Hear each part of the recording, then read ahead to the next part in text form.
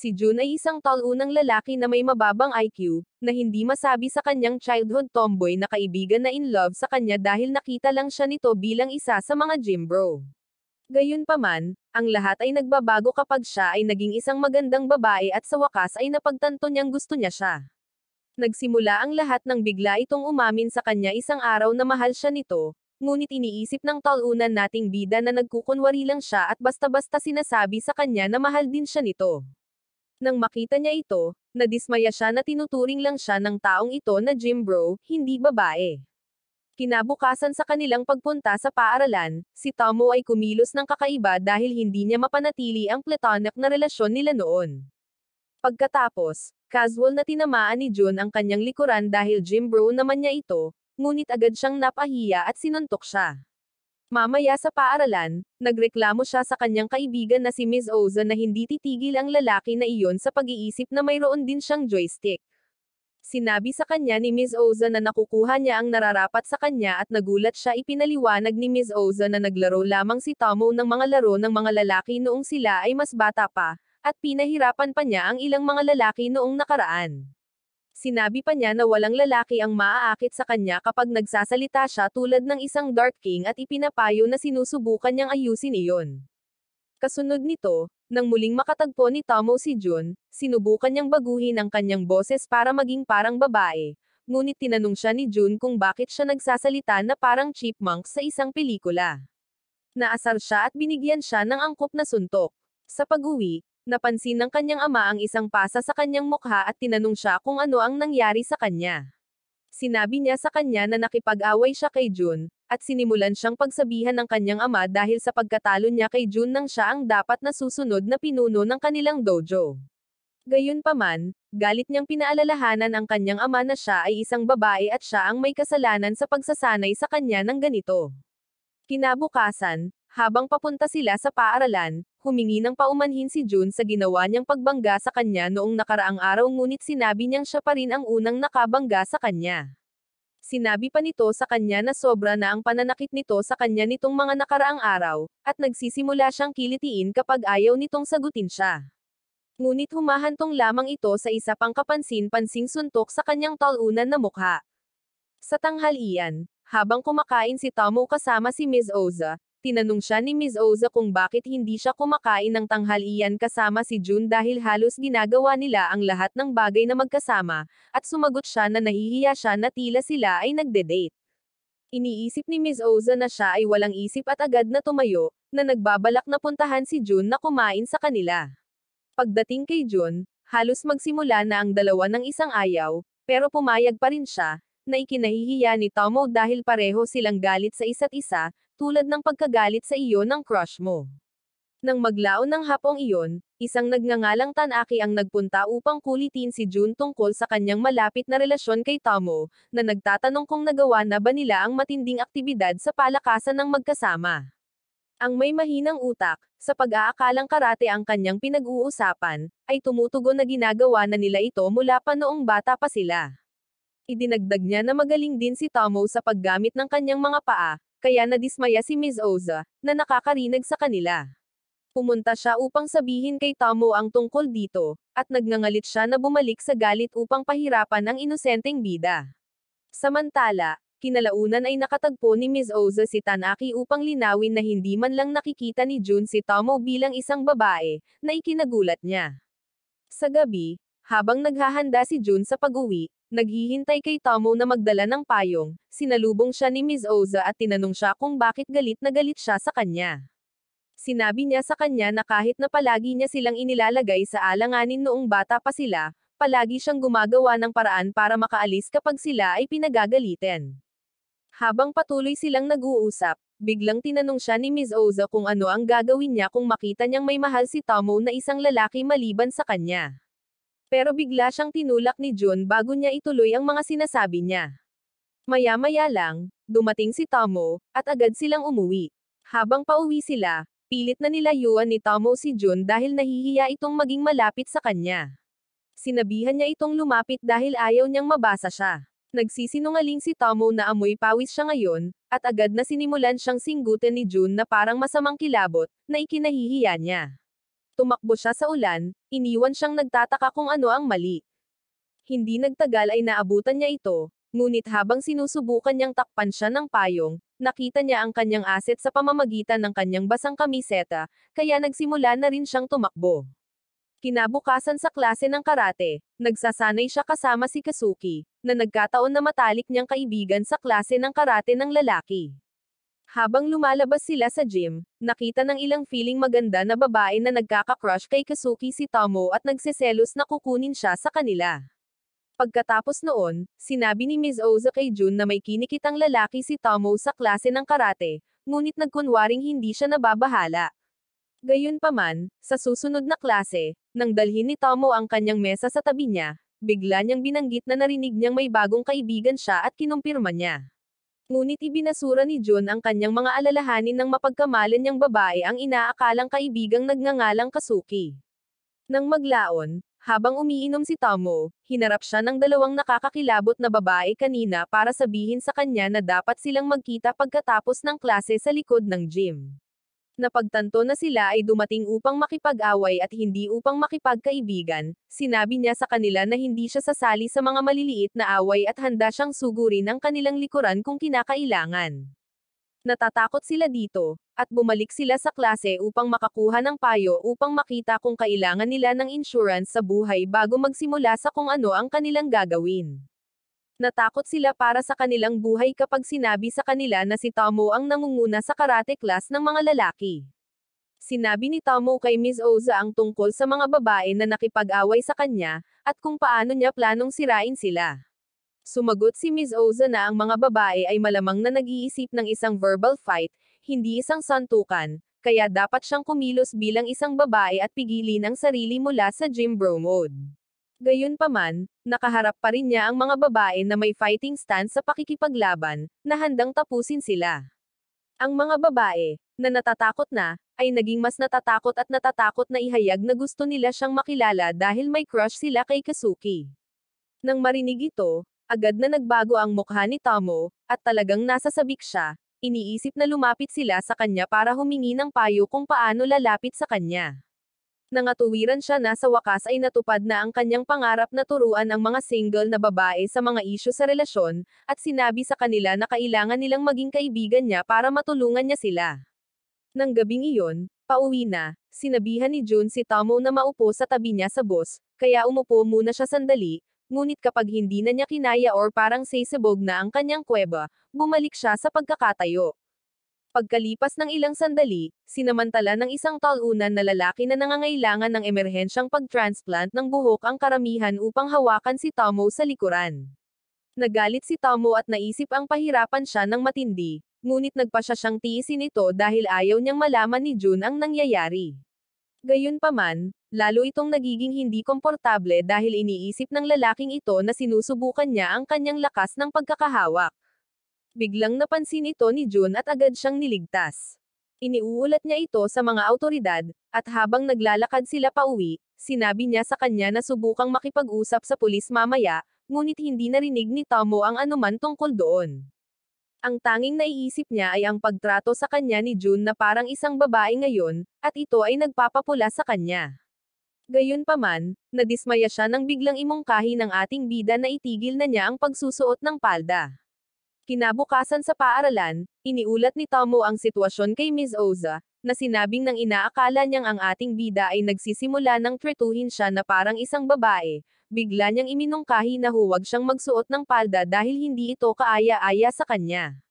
Nang marinig ito, nagalit si Tomo at sinuntok siya sa ika-14 na pagkakataon sa anime na ito. Sinabi ni Ms. Oza na maaaring sinabi niya ito dahil ayaw niyang mahagilap siya muli, ngunit nang magsimulang sumang-ayon si Tomo sa sinabi niya, sinabi ni Ms. Oza kay Tomo na masyadong maikli ang kanyang palda, ngunit sinabi rin niyang maaaring gusto niyang pag-isipang tanggalin ang leggings na isinusuot niya sa ilalim ng kanyang palda. Naisip kaagad ni Tomo na mahilig siya sa mga babae at nagtatakip siya, ngunit sinabi sa kanya ni Ms. Oza na ang ibang paraan ng pagsusuot ng mga babae ng kanilang palda ay ang pagkakaroon ng walang iba kundi undies sa ilalim. Mamaya pagkatapos ng klase, Nakatagpo ni Ms. Oza si Jun na halatang nakakatakot dahil gusto ni Tomo na maglakad pa uwi kasama niya, at nasasabik siya na hindi na ito galit sa kanya. Samantala, inalis na ni Tomo ang kanyang leggings at hindi siya komportable na baka mahanjinan ang kanyang palda para ipakita ang kanyang plot armor. Nang makita siya, nagkaroon kaagad si Jun ng tila glitch at nagsimula siyang maglakad nang hindi tumitingin sa kanya. Hindi nagtagal ay sumakay na sila sa bus at ang nakikita lang ni Jun ay ang lahat ng mga lalaki na nakatingin sa mga binti ni Tomo, na ikinagalit niya. Patuloy siyang umiiwas ng tingin sa kanya at nauna sa paglalakad, naiwan si Tomo na nagtataka kung bakit siya kakaiba ngayon. Mabilis siyang tumakbo para sunggaban siya, ngunit natangay ang palda niya sa sandaling iyon, na nagdulot ng panibagong aberya sa utak ni Jun. Nang maglaon, humingi siya ng paumanhin sa kanya para sa pagdidikta kung ano ang isusuot niya noong nakaraang araw, tulad ng kanyang mga magulang, ngunit sinabi sa kanya na ang pagsusuot ng isang bagay na ikinahihiya niya ay nagbibigay sa kanya ng isang mahirap na oras. Kinabukasan, tinanong ni Ms. Oza si Tomo kung ano ang nangyari noong nakaraang araw kay Jun, at sinagot niya na ang bumabalang ay ang kanyang pagpapahalaga sa sarili dahil ang ating bida ay abala sa kakaibang pagkilos sa lahat ng panahon na magkasama sila, kaya hindi na siya muling nagsusuot ng ganoon. Kinalaunan ng hapong iyon, dumating sa paaralan ang isang magandang babae na nagngangalang Caroline at ang lahat ay nagsimulang masabik sa kanya, kaya't nagtataka si Tomo kung bakit ang lahat ng mga lalaki ay tila may gusto sa kanya. Tinanong niya si Ms. Oza kung ang ibig sabihin nito ay siya ang pinakamaganda, at sinabi sa kanya ni Ms. Oza na ang kanyang malambot at walang pagtatanggol na personalidad ay dapat na dahilan kung bakit ang mga lalaki ay nahuhumaling sa kanya.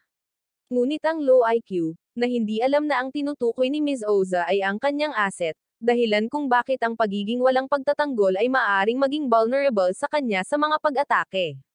Gayunpaman, si Tomo ay patuloy na nagtataka kung ano ang ibig sabihin ng pagiging walang pagtatanggol at isinasaalang-alang ang pagiging kaibigan ni Caroline upang malaman ito.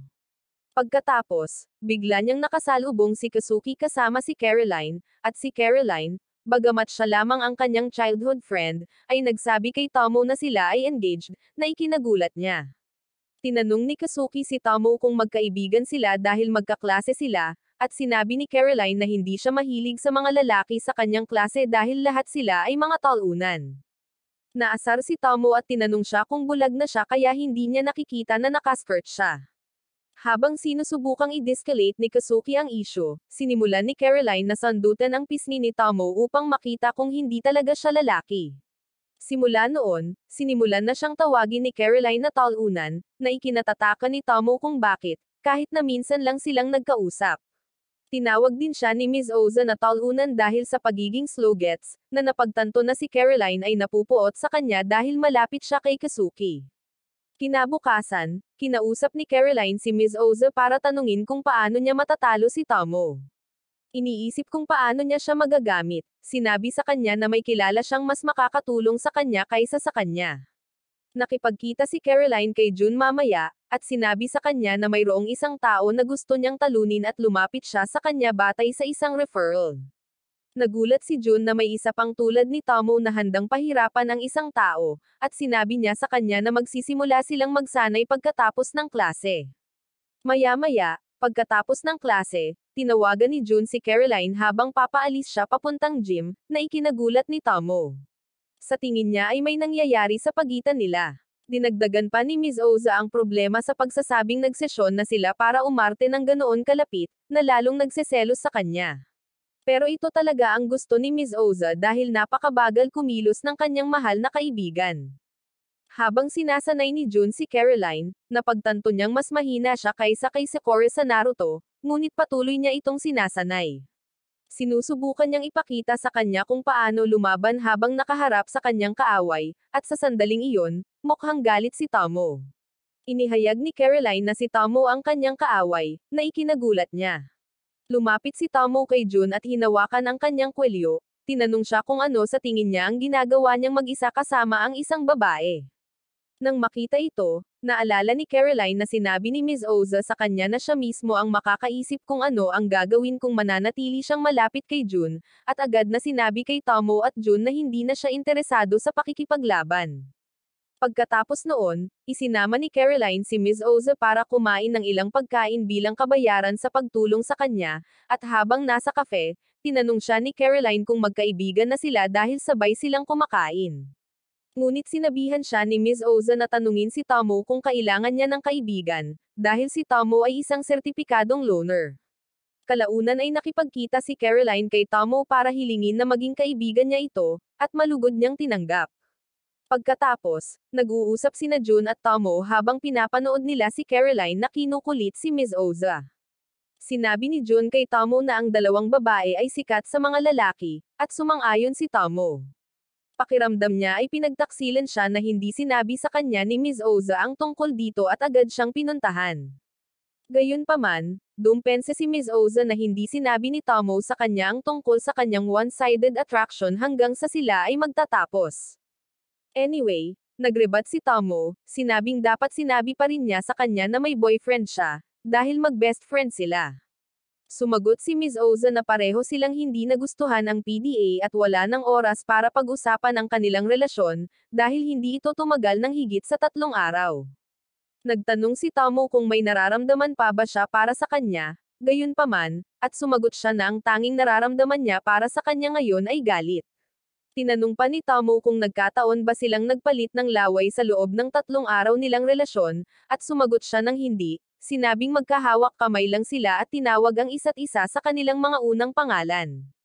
Nakipagkita si Miss Oza kay June pagkatapos, upang sabihin sa kanya na hindi niya gustong malaman ni Tomo ang tungkol dito, at humingi ito ng paumanhin sa kanya sa pagsabi nito.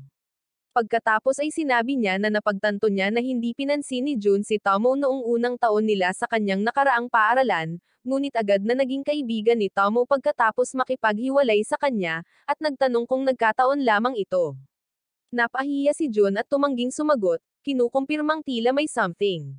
Mamaya sa hapon, ipinakilala ni Tomo si Kazuki kay June, at nang makita niya ito, napagtanto niya na siya ay talagang isang lalaki, hindi tulad ng iniisip niya. Habang inaabot ni Kazuki ang kanyang kamay upang kilalanin siya, ang selosong bida ay nag-react dito sa kanyang ulo. Sinakal ni Tomo ang kanyang mukha dahil sa ginawa niyang iyon, ngunit si June ay nananatiling hindi pala kaibigan, kaawa-awang Kazuki, na nasindak sa kanya. Pagkatapos ng klase, sinabi ni Tomo kay June na hindi siya uuwi ngayong hapon dahil may outing siya kasama ang mga babae.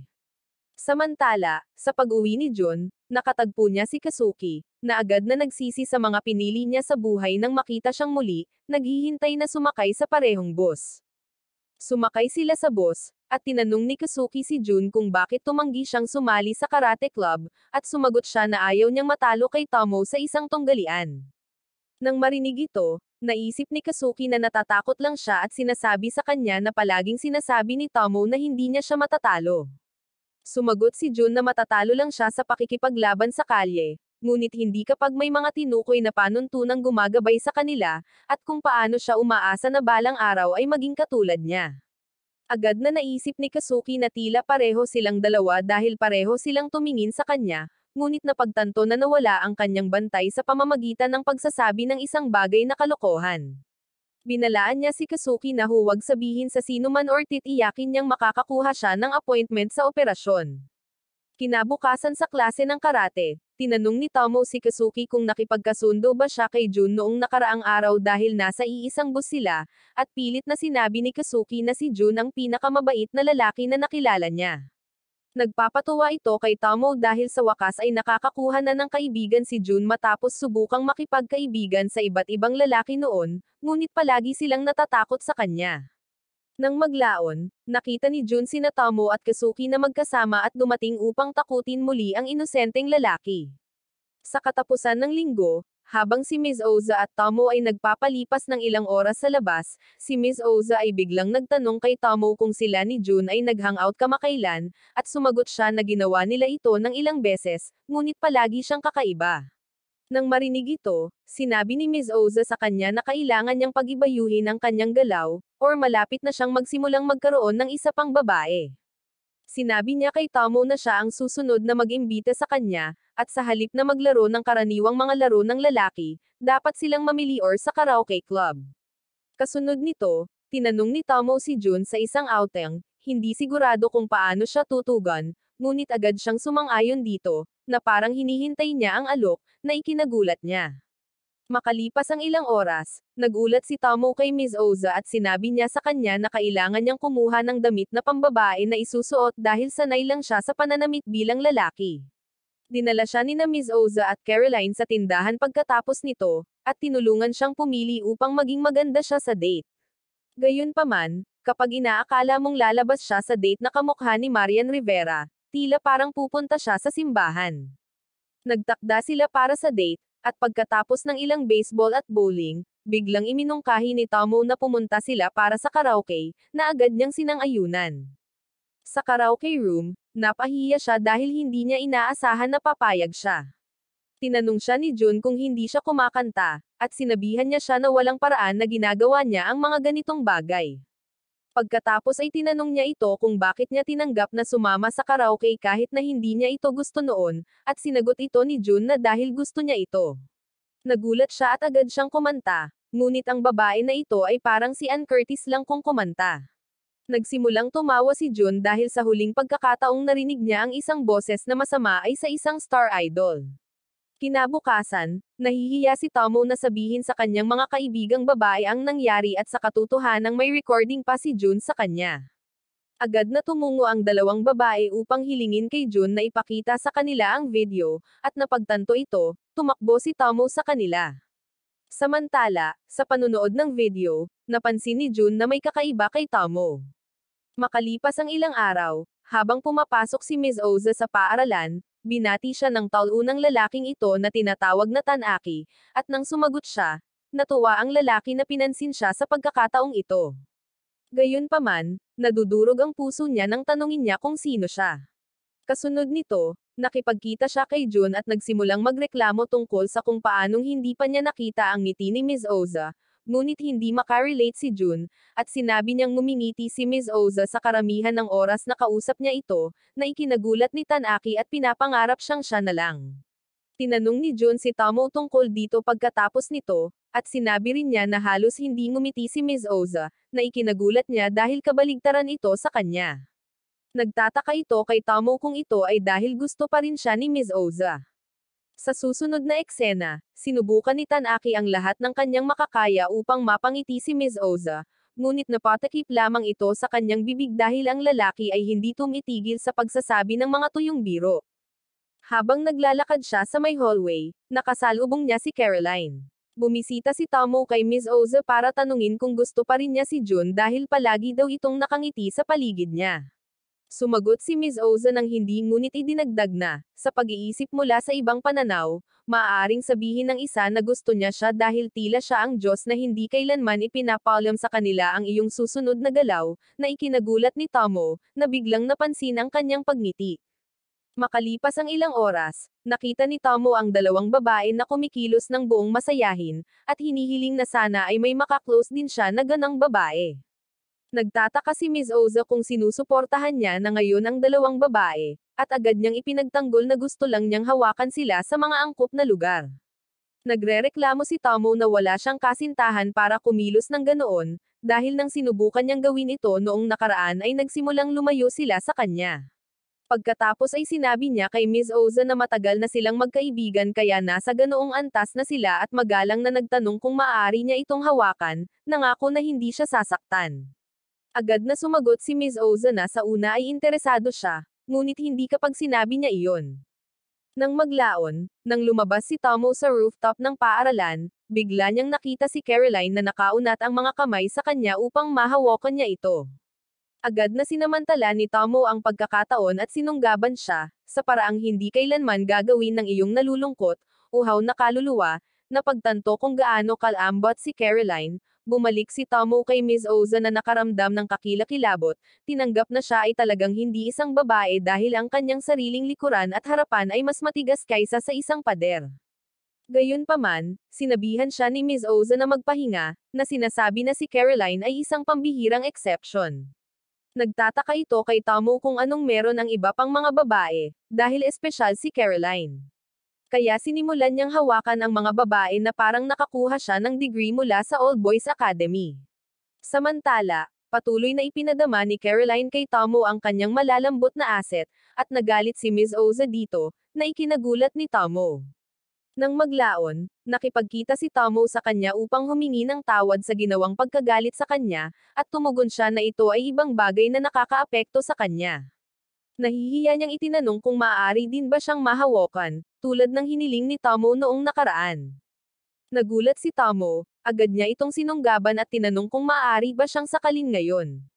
Gayunpaman, biglang tinanong siya ni Ms. Oza kung bakit hindi niya sinubukang yakapin si Jun, na ikinagulat niya. Mabilis siyang namula at sinabing gustong-gusto niyang hawakan din siya kung magagawa niya. Ngunit tumugon si Ms. Oza na walang problemang gawin iyon dahil hinawakan na rin siya ni Jun. Sa tingin ni Tomo, ito ay $1,000,000 na ideya, at pagkatapos ng klase sa araw na iyon, pumuesto siya sa likod ni Jun upang yakapin siya. Gayunpaman, itinulak siya ni Jun at sinabing hindi niya dapat ginagawa iyon sa loob ng kapaligiran ng paaralan. Ngunit ipinagtatanggol ni Tomo na ginagawa rin niya ito. Sumang-ayon si Jun ngunit sinabi niyang okay lang kung gagawin niya, ngunit hindi kapag ginawa niya iyon, naiinis siya sa kanya kaya tinamaan niya ng suntok ang walang silbing mukha nito. Nang sumunod na linggo, biglang sumulpat si Caroline sa lunch break at sinabing gusto niyang humingi ng payo sa relasyon kay Ms. Oza, kaya dapat sumama na lang si Tomo kay Jun na kumain. Binigyan siya ni Caroline ng headband para mas magmukha siyang pambabae, pero habang kumakain si Tomo kasama si Jun, nakaramdam siya ng sobrang kahihiyan sa hitsura niya. Samantala, sa rooftop, tinanong ni Ms. Oza si Caroline kung ano ang kailangan niya ng payo, at sinabi niya sa kanya na malapit na niyang malaman. Nagpakita si Kazuki, na mukhang naligaw siya, at ipinakilala siya ni Caroline sa kanya. Nang malaman ni Kazuki na kaibigan ni Caroline si Ms. Oza, mas naging kakaiba si Kazuki at hinawakan ang kanyang kamay, hinihiling na protektahan niya si Caroline. Pagkatapos ay gumawa siya ng ilang big bro thingy bago umalis, ngunit habang siya ay umaalis, nagkomento si Ms. Oza na ang kanyang kaso ay hindi gaanong naiiba sa kay Tomo. Pagkatapos ay tinanong ni Caroline kung ano ang gagawin tungkol dito, at tumugon siya na itigil ang pagkuha ng buhay na parang naglalaro siya ng baraha. Nang maglaon, may dumating upang magulat kay Tomo na may isang taong nanggugulo kay Stacy upang maging kasintahan niya. Gayunpaman, hindi siya gusto ni Stacy, ngunit ang lalaki ay kilala sa panggugulo sa sinumang babae na tumanggi sa kanya. Nangako si Tomo na paprotektahan siya, ngunit sinabi niya sa kanya na gusto lang niyang tumayo siya sa likod niya kapag tinanggihan niya siya. Hindi nagtagal ay nakaharap nila ang lalaki pagkatapos ng klase, at mahigpit na binalaan siya ni Tomo na lumayo, ngunit hindi siya natinag at nagbabantang kukunin si Stacy. Gayunpaman, sinabihan siya ni Tomo na harapin siya at pagkatapos ay ginawaran siya ng isang sipa na nagdulot sa kanya ng pagbagsak sa dingding. Ang natitirang dalawang babae ay talagang natakot dahil wala ito sa script, ngunit tiniyak sila ni Tomo, na sinasabing paprotektahan niya sila kung sakaling bumalik ito. Kasunod nito, ang talunang lalaki ay bumalik sa kanyang grupo ng mga talunan upang pakilyusin sila upang talunin si Tomo. Gayunpaman, habang pinaplano nila ito, narinig sila ni Jun habang siya ay dumaan at bigla siyang sinipa sa likuran, na iniinis ang kanyang mga underdog, na agad na naghahanda upang labanan siya. Nang maglaon, nang umalis si Tomo sa kanyang tahanan, ang talunan at ang kanyang grupo ay dumating upang humingi ng tawad sa kanya, lahat ay may mga sugat sa mukha, na ikinagulat niya. Ibinalita niya ito kay Jun habang pauwi sila. Samantala, napansin din niya ang plaster sa mukha ni Jun at tinanong siya kung ano ang nangyari sa kanya, at nagsinungaling siya na nahulog siya. Sa katapusan ng linggo, pumunta sina Ms. Oza at Tomo sa bahay ni Caroline gamit ang isang drawing na mapa na ibinigay niya sa kanila. Pagdating sa isang bahay, iniisip nila kung nasa tamang lugar ba sila or hindi. Sa sandaling iyon, nagpakita ang maputlang blondie na ito na may kitakot-takot na mukha at tinanong sila kung ano ang ginagawa nila sa harap ng kanyang bahay. Napagtanto na kamag-anak niya si Caroline dahil pareho silang may custom-made na mukha sa Halloween, sinabi sa kanya ni Tomo at Ms. Oza na kaibigan sila ni Caroline. Gayunpaman, naging maingat siya kay Tomo dahil para siyang isang lalaki na naghahanap ng susunod na kasesayon upang tuklasin. Ngunit nagulat siya nang makita niya ang asset ni Tomo sa kanyang katawan. Dinala niya sila sa loob, At pagdating sa mansyon, si Caroline at ang kanyang ina ay nagsimulang kumilos na weird, na napagtanto ni Tomo at Ms. Oza kung saan nakuha ni Caroline ang kanyang mga ugali. Binati ni Caroline sina Tomo at Ms. Oza pagkatapos, at nang itinuro niya na sila ni Ms. Oza ay may magkatugmang mga tirintas, agad na tinanggal ni Ms. Oza ang kanyang mga tirintas nang mapagtanto niya ito, na ikinalungkot niya. Kasunod nito, dinala sila ni Caroline sa kanyang maringal na silid, na nagpapaalala kay Tomo kung gaano kahirap ang kanyang mga magulang. Pagkaraan ng ilang sandali ng pagsuri sa mga album ni Caroline, umalis si Ms. Oza patungo sa banyo, at habang papunta siya roon, napansin niyang sinusundan siya ng ina ni Caroline. Huminto siya upang tanungin kung ano ang problema, at tinanong ng nanay ni Caroline kung siya ay isang masamang babae at kung siya ay attitude sa kanyang anak na babae kanina. Naging masigasig si Ms. Oza, at matapang na nagtanong sa ina ni Caroline kung ano ang gagawin niya kung sasabihin niya sa kanya na kaibigan siya ni Caroline para lang sa kanyang pera. Humagalpak ng tawa ang ina ni Caroline, na ipinaramdam kay Ms. Oza na talo siya sa labanang ito. Samantala, nagpa siya sina Caroline at Tomo na maglaro, at bumalik si Ms. Oza upang malaman na natalo ni Caroline si Tomo. Nagpa siya din siyang maglaro, ngunit madali din siyang natalo ni Caroline. Pagkalipas ng 2 araw sa paaralan, nalaman ni Tomo na ang midterm exam ay malapit na sa susunod na araw, at nagsimula siyang magpanik dahil walang paraan na hindi siya lalabas sa ibaba ng klase. Iminungkahi ni Ms. Oza na magkaroon sila ng study group sa kanyang bahay. Sa sandaling iyon, nagpakita si Jun at nag-alok na maging tutor ni Tomo, ngunit sinabihan siya ni Ms. Oza na itigil ang pagiging mataas sa sarili habang hinihiling niyang malaman ang kanyang ranggo sa huling pagsusulit. May kumpiyansa na sinagot ni Jun na nasa pang-30 siya, ngunit sinira ni Ms. Oza ang kanyang kakuhan nang ihayag niya na siya ang numero 1. Nang maglaon sa bahay ni Ms. Oza, nag-uusap ang 3 babae habang naghahanda silang magsimulang mag-aral, at sa sandaling iyon, ang nanay ni Ms. Oza, na nagmumula sa labas, ay napansin ang sapatos ng isang lalaki sa pasukan.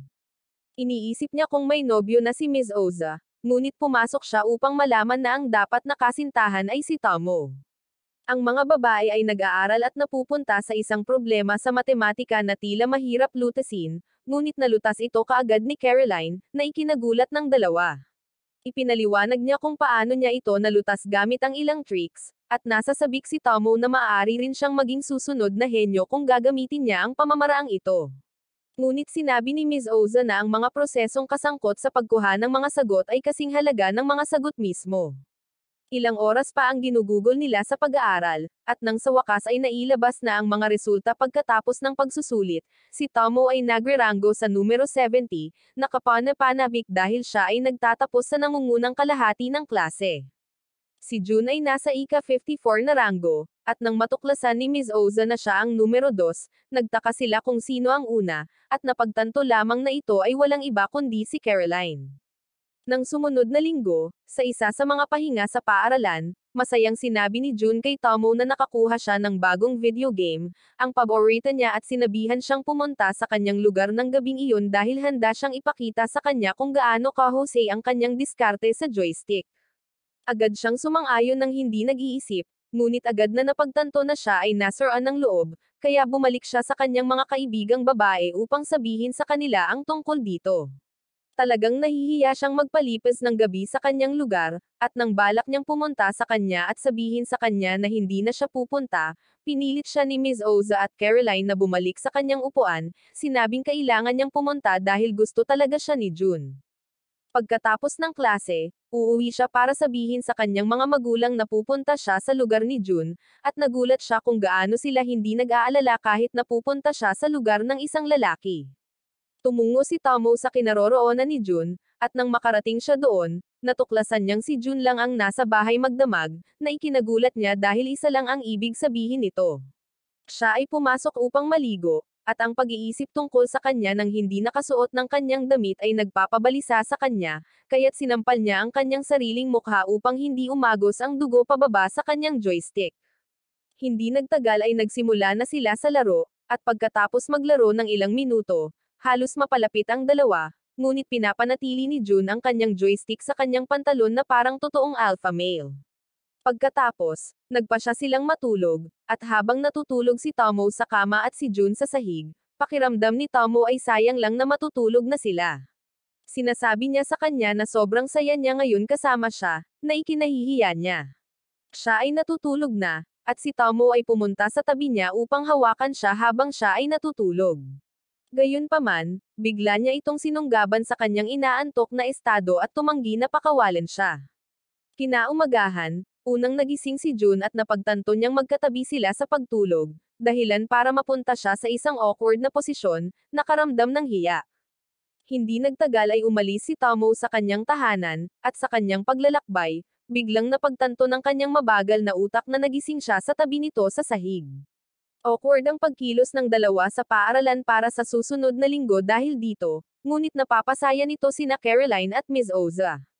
Makalipas ang ilang linggo, kaarawan na ni Tomo, at niregaluhan siya ni Jun ng sunglass.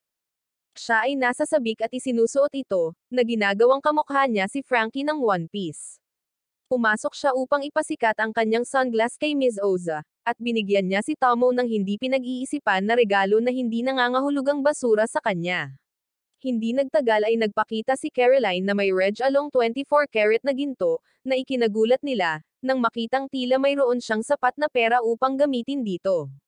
Nagtanong si Ms. Oza kung gusto niyang gamitin ang kanyang kayamanan bago sabihin kay Tomo na pumunta sa kanyang bahay sa katapusan ng linggo.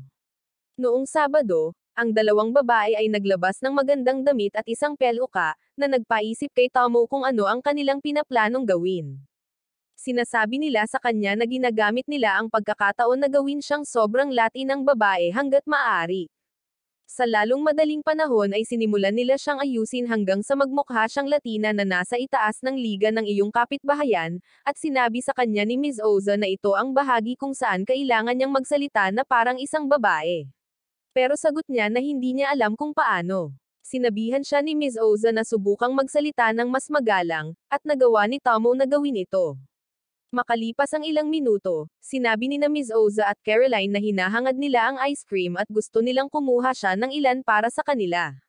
Sinabi ni Tomo na kailangan niyang magpalit ng kanyang damit, ngunit itinaboy siya ng mga ito sa labas ng bahay, na sinasabing hindi makatuwiran kung walang ibang makakakita sa kanya sa magandang damit. Nagtungo siya sa tindahan, nagngangalit, at pagpasok niya, napansin niyang lahat ay nakatingin sa kanya, na ikinagulat niya. Iniisip niya na dapat ay kakilakilabot ang hitsura niya ngayon, at pagkatapos lang, bigla niyang nakita si Jun sa parehong tindahan. Pumasok siya para kumuha ng ice cream, umaasa na hindi siya nito makikilala, at sa parehong oras, napaisip si Jun kung ang magandang babae na ngayon lang niya nakita ay si Tomo. Gayunpaman, sa kanyang pag-alis, nadapa siya at bumagsak sa lupa. Tinutulungan niya itong bumangon, na ikinagulat niya na kaya niyang maging ganito ka-gentleman. Samantala, tumalikod siya para umalis, ngunit mabilis itong huminto at tinanong siya kung maaari ba siyang maglakad kasama niya. Sa lalong madaling panahon ay pinagsisihan ni Tomo ang kanyang mga aksyon, nagtataka kung bakit niya hiniling na maglakad kasama niya, at si Jun ay nananatiling may pag-aalinlangan, na kinukumbinsi ang kanyang sarili na si Tomo ay mas maikli at hindi nagsusuot ng pampaganda. Di nagtagal, nakita nila ang isang grupo ng mga bata na naglalaro ng football, at halos masira ni Tomo ang karakter niya para maging isang may magaspang na personalidad, ngunit agad niyang binalaan ang sarili. Humihingi siya ng paumanhin para sa pag-arte na parang malupit, ngunit tumugon si Jun na gusto niya ito ng magaspang. Pagkatapos ay itinuro ni Jun ang dalawang bata, isang lalaki at isang babae, na mukhang napakalapit, at tinanong niya ito kung ano sa tingin niya ang mangyayari sa kanila sa hinaharap.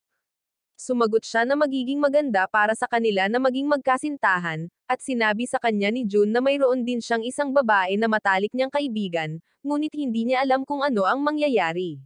Nagulat si Tomo nang marinig ito at tinanong siya kung ano ang gusto niya sa relasyon sa inaakalang bestie na ito, at sumagot siya na hindi niya alam. Gayunpaman, ang tanging layunin niya ngayon ay matalo siya. Iniisip ni Tomo kung dapat ba niyang ibunyag ang kanyang pagkakakilanlan, ngunit bigla siyang nagtanong tungkol sa ice cream na binili niya. Agad niyang napagtanto na siya ay na-distract na at tumayo para umalis. Pag-uwi, nadatnan niya sina Miss Oza at Caroline na nagdedekorasyon sa bahay para sorpresahin siya, at habang umupo siya sa upuan para kumain ng cake kasama nila, ikinwento niya sa kanila kung paano niya nakita si June sa tindahan at tinawag siya nitong maganda, na nagparamdam sa kanya na nasa tuktok ng mundo. Kinabukasan, nang makita siya ni June, pinisil niya ang kanyang mga pisngi ng mapaglaro na para bang nag-iimbestiga kung siya ba ang nakilala niya kahapon. Gayunpaman, ginagawa lamang nito si Tomo na tumugon sa isang suntok sa kanyang mukha, na nagpapatunay na ito si Tomo na kilala niya.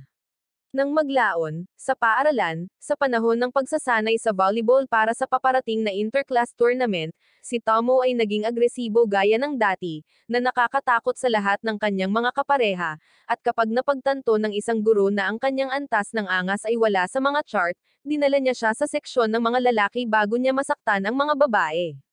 Lahat ng mga lalaki ay nasa sabik na mapabilang siya sa koponan, ngunit nakakaramdam siya ng kakilakilabot na ito ay nangyayari muli. Magsisimula ang torneo sa susunod na araw, at ang koponan ni Tomo at June ay napakadaling dinurog ang iba pang mga koponan gamit ang malupit na puwersa ni Tomo.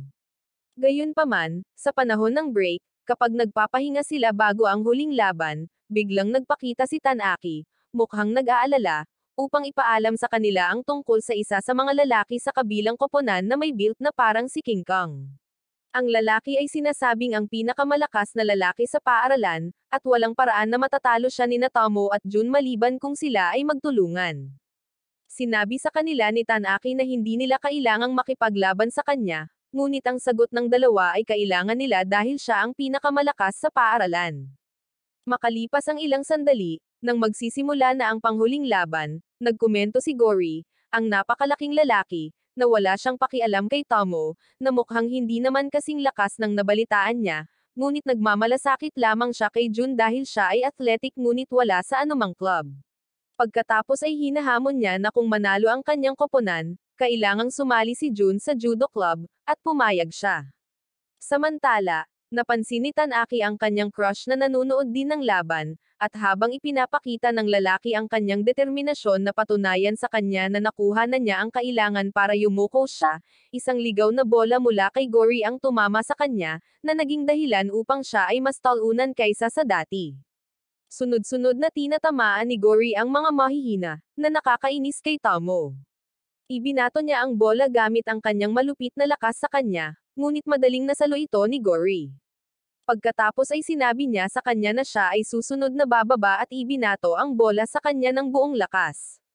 Habang papalapit sa kanya ang bola, napagtanto ni June na ito ay maaaring magbigay sa kanya ng isang mabilis na maluwalhating paglabas, at mabilis siyang pumasok bilang kanyang knight in shining armor para kumuha ng shot. Galit na galit si Tomo at na-activate ang kanyang nen gamit ang bola, na hindi nasalo ni Gory, kaya siya ang nagwagi. Pagkatapos ng kompetisyon, mag-isa na nakipagkita si Gory kay June para hamanin siya ng laban dahil hindi siya kontento sa laro. Pinatumba siya ni June sa unang pagkakataon, na ikinagulat ni Gory.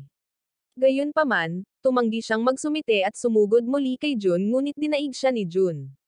Nang si June ay tumayo na para umalis pagkatapos na tanggapin ni Gory ang kanyang pagkatalo, tinanong siya ni Gory kung bakit siya napakalakas pero sinasayang niya ang kanyang talento, at sumagot siya sa mga talinghaga na gusto lang niyang abutin ang malaking likod na nakita niya sa harap niya, na tinutukoy noong bata pa sila ni Tomo.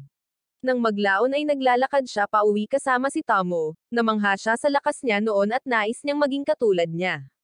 Makalipas ang ilang araw, habang tumatakbo si June kinaumagahan, napaisip siya sa kanyang memorya hanggang 10 taon na ang nakalipas nang una niyang makilala si Tomo.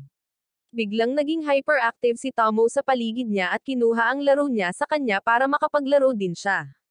Gayunpaman, hindi nagtagal ay sinira niya ang laro sa dalawa, na ikinainis ng kaawa-awang bata, kaya natama niya ang mukha nito. Nang maglaon, nakilala niya ang kanyang halimaw na ama, na humingi ng paumanhin kasama si Tomo sa pagsira sa kanyang laro. Pagkatapos, naging magkaibigan sila, at sinimulan siyang dalhin ni Tomo sa mga nakakatuwang pakikipagsapalaran na nag-iwan sa kanya ng pag-iisip kung aling vitamins ang iniinom niya. Nasugatan pa siya habang sinusubukang makipagsabayan sa kanya. Ngunit pagkaraan ng ilang sandali sa pagiging kaibigan niya, hindi nagtagal ay nagsimula na siyang makahabol. Ito ay nagpaisip sa kanya na siya ay kasing lakas niya, ngunit may nangyari na nagpaunawa sa kanya na siya ay mahinang talunan pa rin. Habang naglalaro siya sa kanyang Game Boy isang araw, may ilang bata na dumating upang ay bully siya at kinuha ang kanyang laro mula sa kanya. Nang maglaon ay nakasalubong niya sina Tomo at Ms. Oza, na nagtanong sa kanya kung bakit siya may plaster sa kanyang nakasusuklam na mukha, at siya ay awkwardly sumagot na siya ay nahulog. Kinagabihan, bumalik si Tomo dala ang kanyang laruan at ibinigay ito sa kanya, na ikinagulat niya, napagtanto na nag-iisa siyang lumaban sa mga bully na iyon. Naasar si Jun at tinanong siya, ngunit itinulak niya ito sa lupa na nagkukunwaring hindi niya alam ang sinasabi nito. Pagkatapos ay sinabi niya sa kanya na bilang kanyang kaibigan, lagi siyang tutulong sa kanya, ngunit nakaramdam ng kakilakilabot si Jun sa pagkaalam na hindi niya magagawa ang parehong para sa kanya dahil siya ay isang mahina. Kaya ibinalik niya ang laro sa kanya, at sinabing hindi niya ito babawiin sa kanya hanggat hindi siya nagiging mas malakas kaysa sa kanya. Kasunod nito, nagsimula siya ng karate class kasama ang kanyang ama. Gayunpaman, hanggang ngayon, hindi pa rin niya binabawi ang laro, kaya't nagtataka si Tomo kung kailan niya ito makukuha dahil naging mas malakas siya kaysa sa kanya. Anyway, makalipas ang ilang araw, naghahanda silang lahat na pumunta sa beach para sa ilang masasayang sandali, at nagulat si Jun nang makitang sumama rin si Ms. Oza dahil tila hindi naman talaga siya interesado sa mga beach. Sumagot si Ms. Oza na handa na siya para sa karanasan, kahit na ang tunay na dahilan ng kanyang pagdating ay upang masaksihan niya ang mga ekspresyon ni Jun kapag nakita niya ang asset ni Tomo sa dalampasigan. Nagpalit ang dalawang babae ng kanilang mga swimsuit, ngunit nagtataka siya kung nasaan si Tomo. Agad niyang hinanap siya at nakita niyang nahihiya itong lumabas, kaya pilit niyang binuksan ang kanyang hoodie para lang malugod na makita ang kanyang napakalaking asset, na ikinahihiya niya. Sa sumunod na eksena, pinili ni Jun na maupo si Ms. Oza na walang plot armor dahil tumataas baba ang kanyang joystick simula nang makita niya ang malaking asset ni na Caroline at Tomo.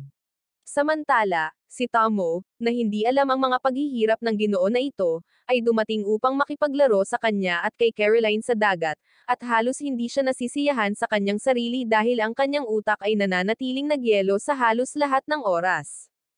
Samantala, nakita ng dalawang random na kaklase na ito sina Tomo at Caroline na naglalaro sa dikalayuan at nainggit sa kanilang mga asset. Tuwang-tuwang lumapit si Caroline para iparamdam kay Jun ang kanyang mga asset, na pinagseselosan si Tomo. Pagkatapos, umupo si Caroline kasama ang flat asset na si Ms. Oza, na nagtataka kung bakit tila tinatakasan sila ni Jun, samantalang ayos lang siya sa paligid ni Ms. Oza. Inihayag ni Ms. Oza na ito ay dahil gusto sila ni Jun, ngunit hindi maintindihan ni Caroline dahil bakit siya tumatakbo ngayon. Pagkalipas ng ilang sandali, habang nag-iisa si Tomo, isang random na talunan na may kwintas na gold ni Boss Toyo ang lumapit para ligawan siya, na hinihiling sa kanya na sundan siya sa isang sulok para sa isang mabilis na sesyon ng pagbuo ng plot armor. Gayunpaman, biglang nagpakita si Jun mula sa tubig na may nakakatakot na hitsura, na nagpatakot sa lalaki.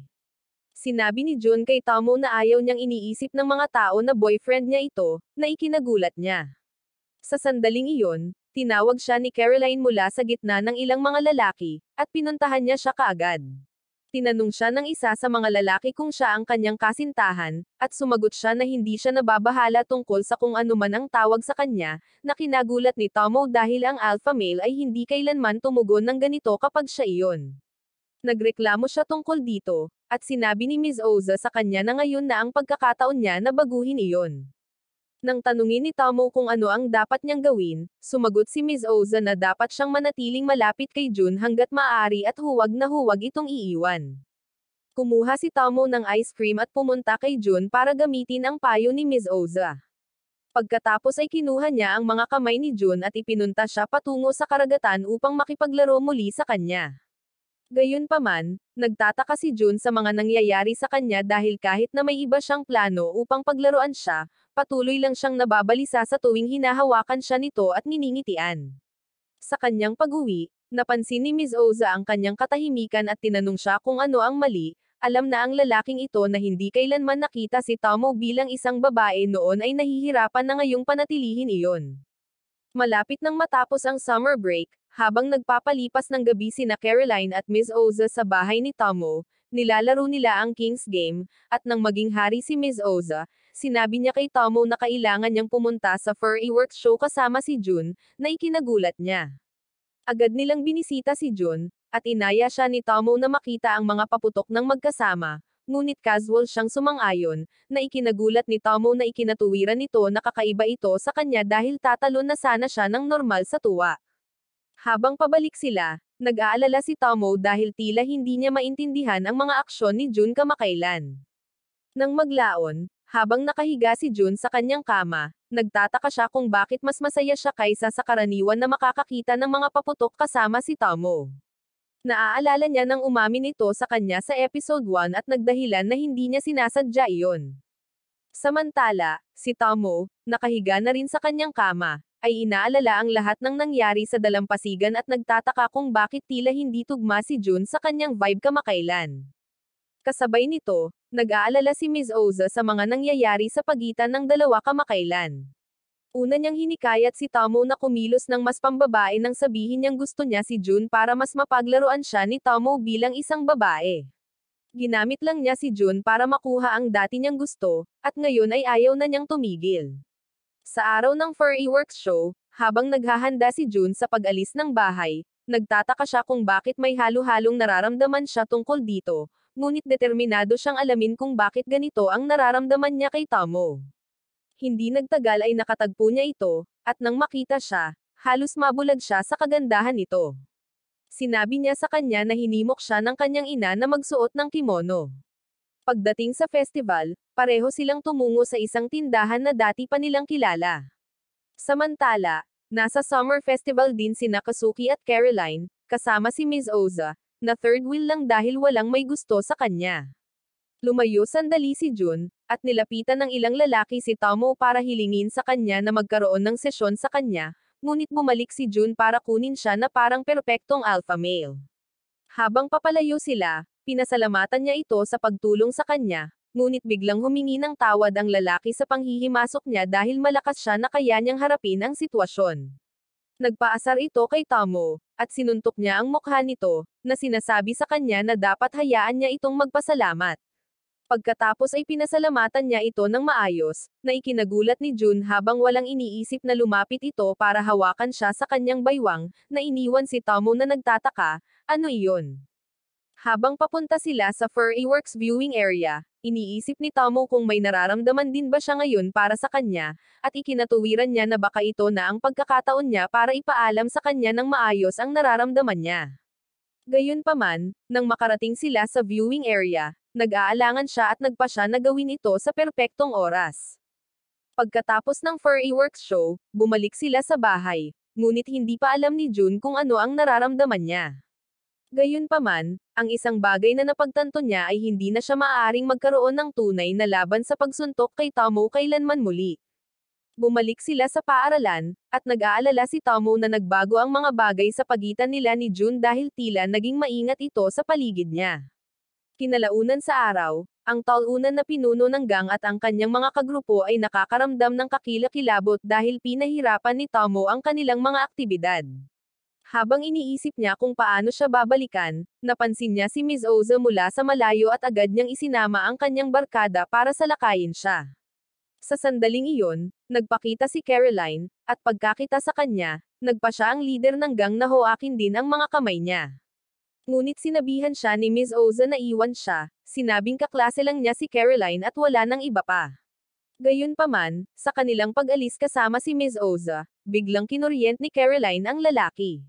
Agad na hinawakan ni Ms. Oza ang kamay ni Caroline para makatakas sila, ngunit natamba ang magandang babae. Gayunpaman, nagawa nilang makatakas sa isang abandonadong pabrika, ngunit hindi nakarating doon si Caroline nang hindi nag-iiwan ng bakas. Sa pabrika, tinawagan kaagad ni Ms. Oza si Jun para sabihing pumunta siya para iligtas sila ngunit sinabi niyang hindi niya dapat ipaalam kay Tomo. Nakahanap ng paraan si Jun para mag-excuse kay Tomo, ngunit pinaghihinalaan niya na may gusto ito, nakikita ang kanyang uhaw sa dugo na hitsura. Kaya kailangan niyang sabihin sa kanya, at nagpumilit na tulungan ang kanyang mga kaibigan. Samantala, si Kazuki ay nagkataong nasa malapit at naging interesado nang marinig niyang apektado rin si Caroline. Hindi nagtagal ay nahanap na ng leader ng gang sina Ms. Oza at Caroline, Ngunit bago pa niya magawa ang anuman, bigla siyang hinawakan ni Tomo at ibinagsak ang kanyang ulo sa lupa. Dinala niya siya sa labas kung saan ang iba niyang miyembro ng gang ay handang bigyan siya ng panghabang buhay na pagpapahirap. Nang makitang inaasikaso na nina Tomo at Jun ang sitwasyon, nagpa siya si Kazuki na hanapin sa halip sina Caroline at Ms. Oza, ngunit laking gulat niya nang makita niya si Caroline na walang damit. Naging berserk si Kazuki. Sa palagay niya ay ginalugad na ng gang ang kanyang mga aset at nagpas siyang tapusin ang pinuno, ngunit hinawakan siya ni Tomo at Jun hanggang sa napagtanto niyang nagpapalit lang ng damit si Caroline.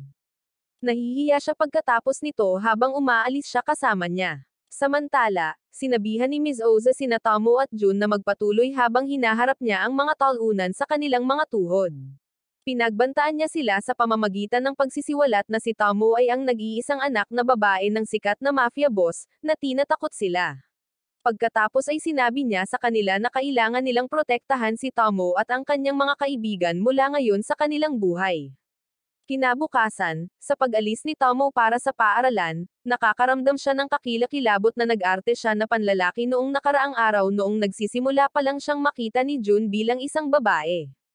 Maya-maya lang ay binati siya ni Jun at mahinang tinapik sa balikat na ikinatuwa niya dahil ito na ang kanyang inaasahan. Pumunta si Kazuki upang makipagkita sa tatay ni Tomo para sabihin sa kanya na gusto niyang maging katulad ni Toji, at nang makita siya, pinatunayan ng tatay ni Tomo na siya ay kasalukuyang katulad ni Zenitsu sa isang tila isang sikat na anime. Idinagdag niya na may iba pang bagay sa ilalim ng kanyang kahinaan. Ito ay isang demonyo na sinusubukang manghuli ng kanyang kaluluwa, at pinapayuhan siyang mag-ingat upang hindi siya matulad kay Muzan sa halip. Samantala, alam ni Tomo na ang kanyang ama ay nagdadaldal ng husto at pinahinto ito, sinabi kay Kazuki na magsisimula siya sa pagtakbo. Ang susunod na set ng pagsasanay ay halos ipapadala ang lalaki sa ibang mundo, at kasunod nito, sinabi ni Tomo na kailangan niyang harapin si Jun. Kahit na ang lalaki ay halos hindi nakabitin sa buhay, tinanong niya si Jun kung kikilalanin siya ni Tomo kung maaari niyang talunin siya. Ngunit hindi papayag si Jun na mangyari iyon. Ipinakita niya kay Kazuki kung ano ang kanyang tunay na lakas, kaya napagtanto ni Kazuki na walang katotohanan na sinasabi ni Jun na si Tomo ay mas malakas kaysa sa kanya. Matapos mapagtanto na hindi niya siya matatalo, naisip ni Kazuki na dapat man lang siyang matamaan. Ngunit sa pagtatangkang gawin iyon, mabilis siyang pinatumba ni Jun. Maya-maya ay nagising siya nang makita si Tomo sa tabi niya, na biglang nagtanong sa kanya kung gusto niyang lumakas dahil kay Caroline. Napahiya siya at ibinunyag na totoo ito dahil kilalang kilala si Caroline na palaging nagkakaproblema simula pa noong bata pa sila, kung saan napakawalang silbi niya sa pagtulong sa kanya. Tinatawag niya ang kanyang sarili na isang talunan, ngunit agad na nagsabi si Tomo ng ilang motivational speech. Samantala, nakatayo sa labas si Jun at naririnig ang kanilang usapan. Makalipas ang ilang linggo, sinabi ni Caroline kay Kazuki na mas naging alpha male siya kamakailan, at tumugon siya na nagsasanay siya kasama ang tatay ni Tomo. Idinagdag niya na inaasahan niya ang araw na kilalanin ni Tomo ang kanyang lakas, at pagkarinig nito, nagseselos si Caroline. Tinanong niya siya kung paano niya nakikita si Tomo, at ang insensitive na lalaki ay medyo nagpakinang sa kanya, na sinasabing si Tomo ay isang huwaran sa kanya, kaya lalong nagseselos si Caroline. Sa paaralan, lumapit si Caroline kay Jun upang hilingin sa kanya na gumugol ng ilang oras sa kanya, at nang tanungin ni Ms. Oza kung ano sa tingin niya ang kanyang ginagawa, sinabi sa kanya ni Caroline na isipin ang kanyang negosyo, na ikinagulat niya. Mamaya sa oras ng break, tinanong siya ni Jun kung bakit gusto niya itong makita, at sumagot siya na gusto lang niyang makipag-chill sa kanya habang nanonood ng iba na naglalaro. Tinanong siya ni Jun kung bakit manunood kung makakasama niya sila sa paglalaro kasama sina Tomo at Kazuki, ngunit sumagot si Caroline na bad vibes siya kay Kazuki, at sa ngayon ay may ginagawa siya upang masaktan si Tomo. Gayunpaman, sinabi sa kanya ni Jun na si Tomo ay hindi ang uri ng babae na madaling sumuko sa pakikipagkaibigan, hindi katulad mo. Kahit papaano, nahanap ni Caroline ang kanyang daan patungo sa silid ni Jun, at iniisip niya kung ano ang nangyari sa mundo. Nakiusap siya sa kanya na umalis bago pumasok sa isip niya ang mga plot armor scenes, ngunit sinabi niya sa kanya na dumating siya para sakyan siya sa kanyang joystick at sinunggaban siya. Natakot ang ating bida, at tumawa siya, Tinatanong siya kung bakit siya natatakot sa mga babae dahil ganoon din ang ginagawa niya tuwing kasama niya si Tomo. Pagkatapos ay nagbabala siya na kung patuloy itong kumilos bilang isang inosenteng mabait na lalaki, maaaring mawala sa kanya si Tomo dahil hindi gusto ng babae ang isang talunan. Tinulak niya ito kaagad at tumungo sa bahay ni Tomo para yakapin siya na parang nakasalalay dito ang buhay niya. Sinabi niya sa kanya na tinamaan siya ng isang pag-atake na hindi niya inaasahan, at habang nagsasalita pa rin, nagpakita si Caroline sa kanyang likuran, na tinatakot siya. Kinabukasan, humingi ng paumanhin si Caroline kay Ms. Oza, at tinanong niya ito kung ano ang reaksyon ni Kazuki sa balita nang sabihin niya sa kanya na tumambay siya kasama si Jun sa kanyang silid. Sumagot si Caroline na gumawa siya ng kakaibang mukha, kaya naisipan ni Ms. Oza na pagsamahin silang dalawa. Nakipagkita siya kay Kazuki pagkatapos at biglang nagtanong sa kanya kung gusto niya si Caroline. Sinabi niya sa kanya na siya ay tulad ng isang kapatid na babae sa kanya, ngunit sinabi sa kanya ni Ms. Oza na huwag magsinungaling. Kaya't ibinunyag niya na mahal niya si Caroline kaya gusto niyang magkaroon ng sesyon sa kanya. Pagkatapos ay gumawa siya ng ilang walang isip na pagsasabi tungkol sa kanyang nararamdaman para sa kanya, at sinabi sa kanya ni Ms. Oza na gagawa siya ng perpektong senaryo upang pagsamahin ang mga ito. Bumalik siya sa klase, at nang tanungin siya ni Caroline kung ano ang kinalabasan, sinabi ni Ms. Oza sa kanya na wala siyang kahit katiting na pagkakataon sa kanya dahil mukha siyang cartoon character at nakikita lang siya nito bilang isang kapatid na babae. Binago nito kaagad ang kanyang kalooban, at umalis siya kaagad. Laking gulat ni Ms. Oza na ganito ang epekto nito sa kanya. Nakipagkita siya kay Kazuki at sinabihan siyang sundan si Caroline. Kaagad, pumunta siya sa kanyang bahay, at pagpasok sa kanyang silid, nakita niya itong umiiyak sa unang pagkakataon, na ikinagulat niya. Siya ay nakaramdam ng kakilakilabot at humingi ng paumanhin, ngunit sinimulan niyang hampasin ang kanyang kitakot-takot na mukha ng kanyang unan, hindi ang mga mas malambot. Mabilis niyang ibinunyag na nagsinungaling si Ms. Oza sa kanya para malagay siya sa isang mahinang estado, na ikinagulat niya. Naasar siya kay Ms. Oza dahil sa paglalaro sa kanya ng ganoon, at pagkatapos ay tinanong niya si Kazuki kung paano nakaapekto sa kanya ang pagkaasar nito kay Ms. Oza. Siya ay naglakas ng loob at isiniwalat na si Ms. Oza ay sumusubok upang bigyan siya ng isang push upang siya ay maaaring sabihin sa kanya kung ano ang kanyang nararamdaman, na nagpagulat sa kanya. Nasasabik siya at gusto niyang pumunta kaagad sa negosyo, ngunit hamarang ang kanyang ina. Kinabukasan, nagpakita si Caroline sa isang mukhang bogey na costume, na nakakatakot kay Ms. Oza. Gayunpaman, bigla niya itong kinas at sinabing salamat, na ikinagulat nila.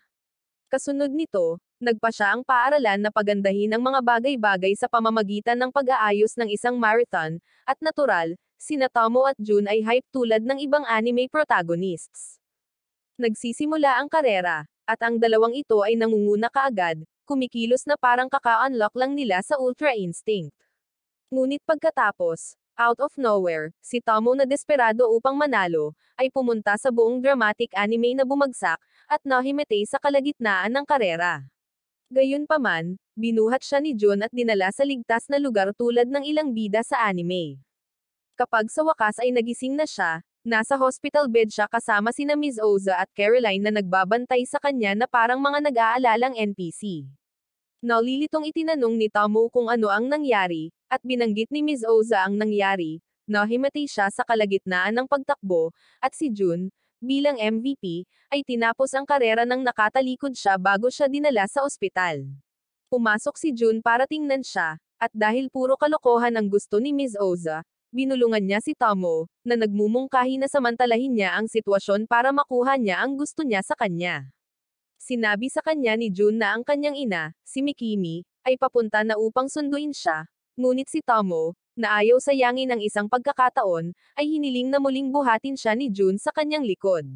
Nang walang pagtakas, sumunod siya, at inihatid siya ng diretso sa kotse ng kanyang ina na parang isang tapat na serbisyo sa paghahatid. Kinabukasan, dumaan si Jun sa bahay ni Tomo para tingnan siya, at iniabot niya sa kanya ang kanyang Game Boy, na inamin na opisyal na itong mas malakas kaysa sa kanya mula nang buhatin siya nito at natapos ang marathon.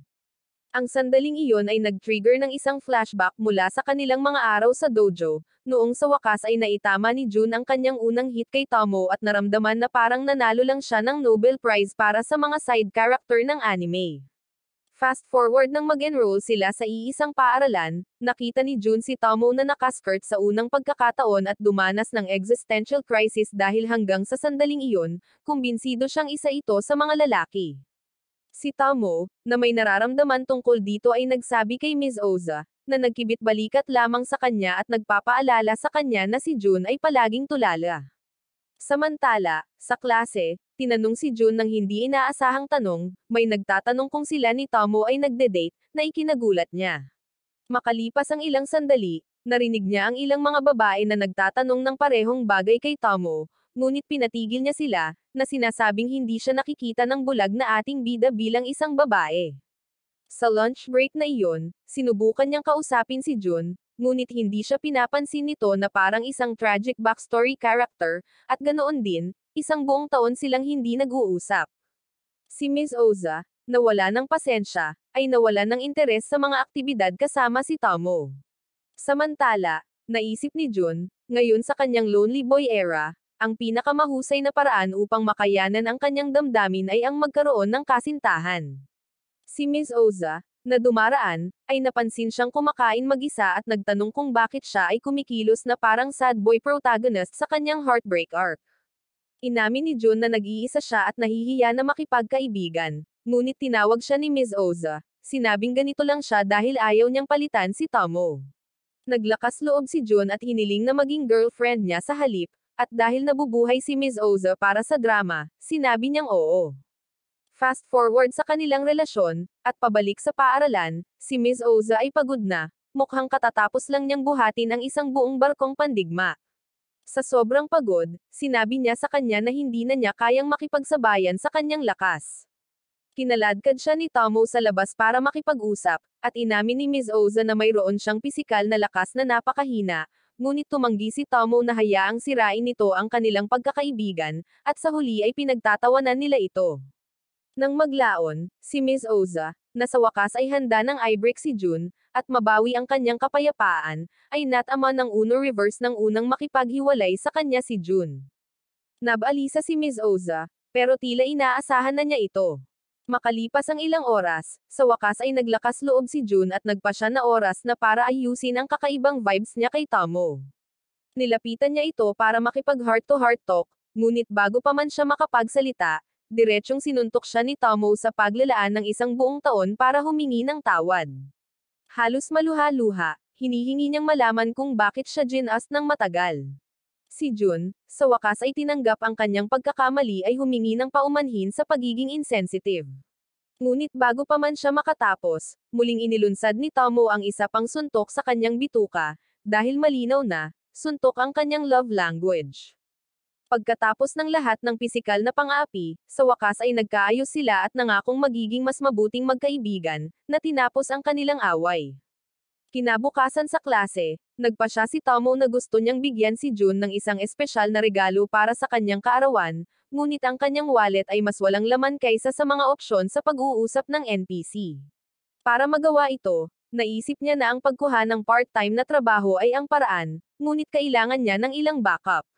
Kaya, kinausap niya sina Ms. Oza at Caroline para sa pinakahuling trabaho. Pagkatapos, narinig ito ni Tanaki at inalok sila ng gig sa ramen shop ng kanyang pamilya. Nang maglaon, ipinakilala niya sila sa kanyang ama, na mukhang si Ninogray at pinamamahalaan ang lugar kapag wala ang kanyang ina. Nakasuot ng kanilang mga uniforme, kumilos si Tomo at ang kanyang mga kasama. Halos kaagad na naganap ang kaguluhan ng kagilahil-alas na nabigo sina Tomo at Caroline sa paglilingkod sa mga customer, habang si Ms. Oza ang pumalit na parang siya ay binuo para dito. Nang magsimulang umayos ang mga bagay, casual na pumasok si Jun, na ikinagulat ni Tomo. Pagkatapos ng kanilang mahabang shift, kinokolekta nila ang kanilang mga sweldo, nagpaalam kay Tanaki at sa kanyang ama sa shop, ngunit sa labas mismo, nakasalubong ni Tomo si Jun. Sina Ms. Oza at Caroline, bilang ang pinakahuling wingwoman, ay tactical na umalis upang bigyan sila ng oras na mag-isa. Sa kanilang pag-uwi, random na sinabi ni Jun na mas masarap ang ramen ng ihain nito ni Tomo, na nagpa-short circuit sa kanyang utak. Kinabukasan, sinurpresa ni Tomo si Jun ng kanyang regalo sa kaarawan, pagtutugma ng mga smart na relo para sa kanilang dalawa. Fast forward sa klase, nagsimulang mag-isip si Tomo kung paano siya magpapakitang mas pambabae kay Jun. Pagkatapos ay ginawa ni Ms. Oza ang perpektong plano, na sinasabi sa kanya na kailangan nilang makuha si Jun upang aksidenteng mahawakan siya. Habang nasa lugar ang lahat, pumuesto sila sa hagdan, handang isagawa ang operasyon. Maya-maya ay dumating si Jun, at habang sinusubukan niyang maglakad pababa ng hagdan, nagtataka kung bakit mukhang asar na tulali si Tomo, tinulak siya ni Ms. Oza ng kaunti, at bumaba siya. Gayunpaman, sa halip na si Tomo, iniiwasan siya ni Jun at naabutan ng buong pagkakahawak sa mga dambuhalang asset ni Caroline, na ikinagulat niya. Alam na siya ay nasa gulo na ngayon, lumingon siya kay Tomo at nakiusap para sa kanyang wika ng pag-ibig, kaya sinuntok niya ang buhay na liwanag ng araw sa kanya pagkatapos. Nakaramdam ng kakilakilabot si Ms. Oza, iniisip kung masyado ba siyang lumayo sa plano kanina. Nadidistract siya at natapilok sa hagdan.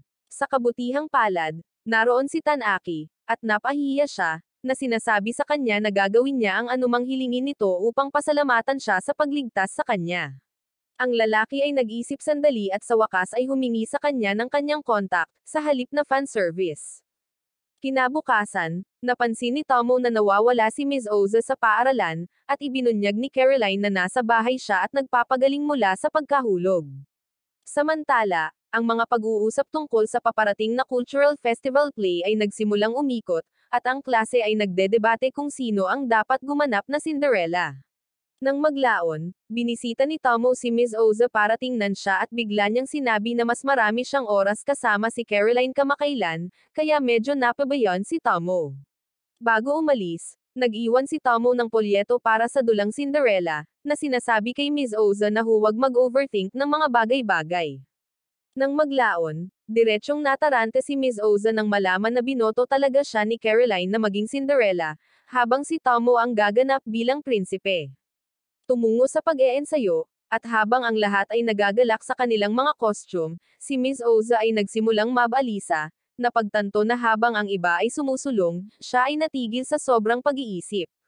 Iminumungkahi ni Jun na makipag-usap na lang siya kay Tomo.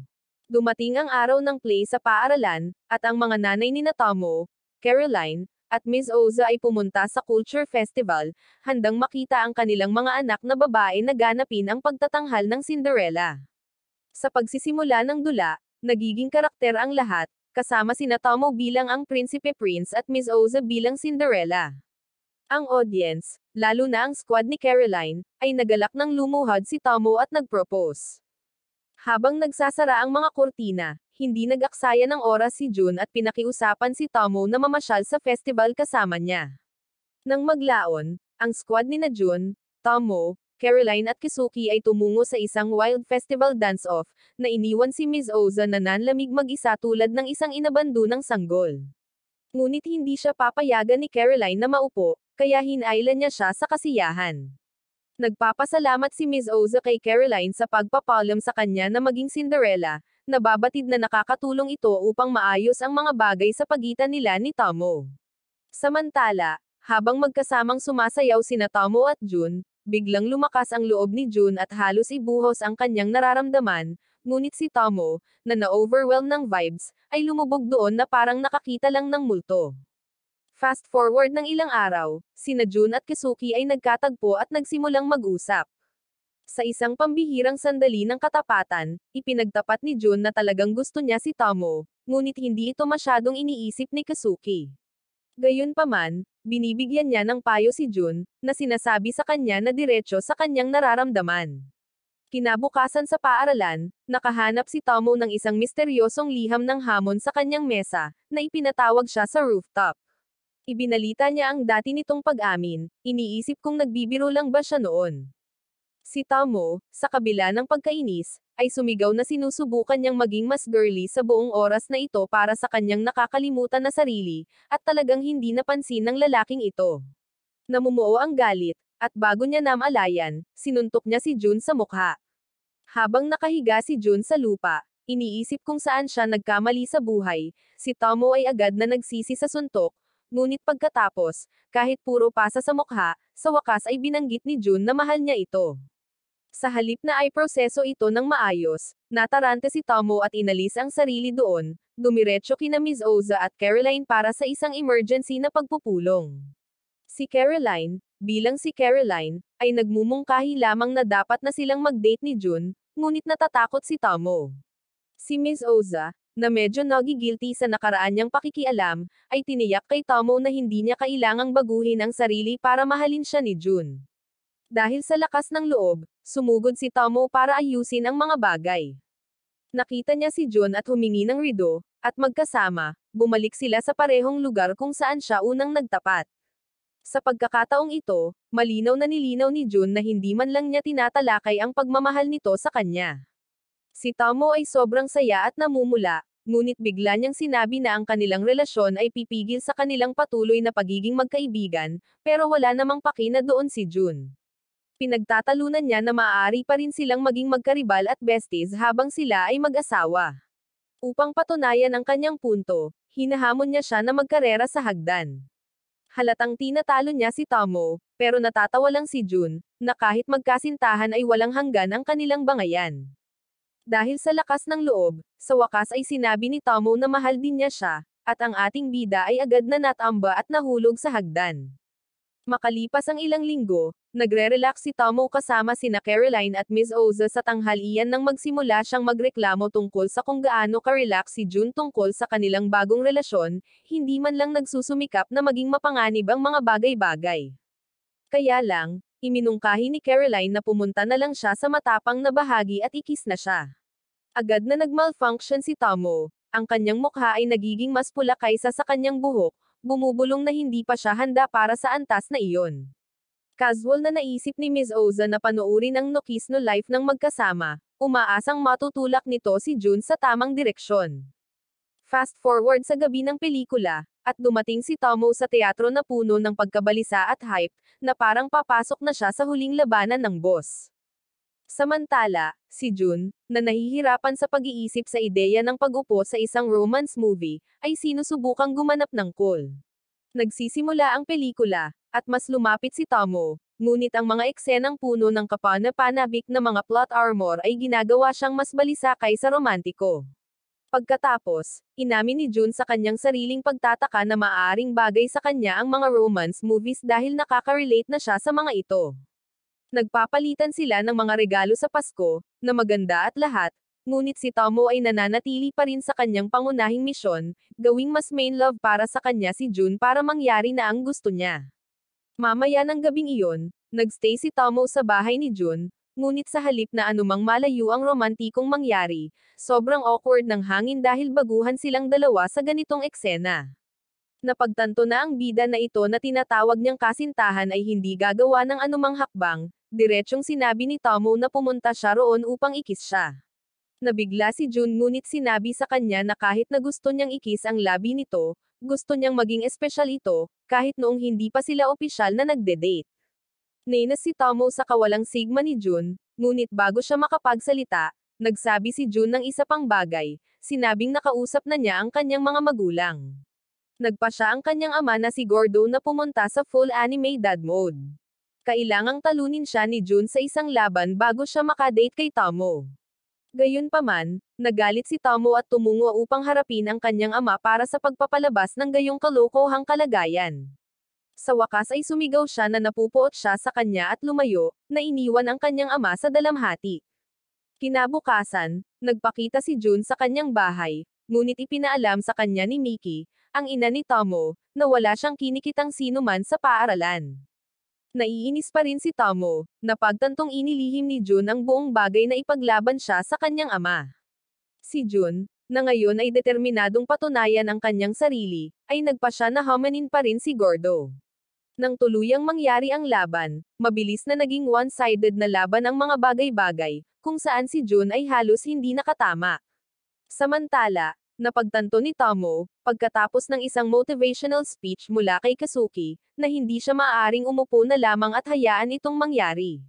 Umuwi siya sa oras para makita si Jun na parang 3 rounds lang ang kinaya kay Ippo Makonochi. Nang malapit nang mahimatay si Jun, tumayo si Tomo, na hinahamon ang kanyang ama. Sinabi niya kay Jun na habang siya ay makikialam, siya ay higit pa sa handa na humakbang kung ang mga bagay ay pumunta sa timog. Ngunit si Jun, na ngayon ay pinalakas ng lakas ng pangunahing tauhan, ay tumanggi siyang ipaglaban ang laban na ito para sa kanya. Muli siyang lumapit kay Gordo, humiling ng isa pang round, at habang naghahanda sila sa laban, napansin ni Jun na may kakaiba sa kanya ngayon. Tila sinasadya ni Gordo na mag-iwan ng mga bakanteng pag-atake, at nagtataka siya kung bakit.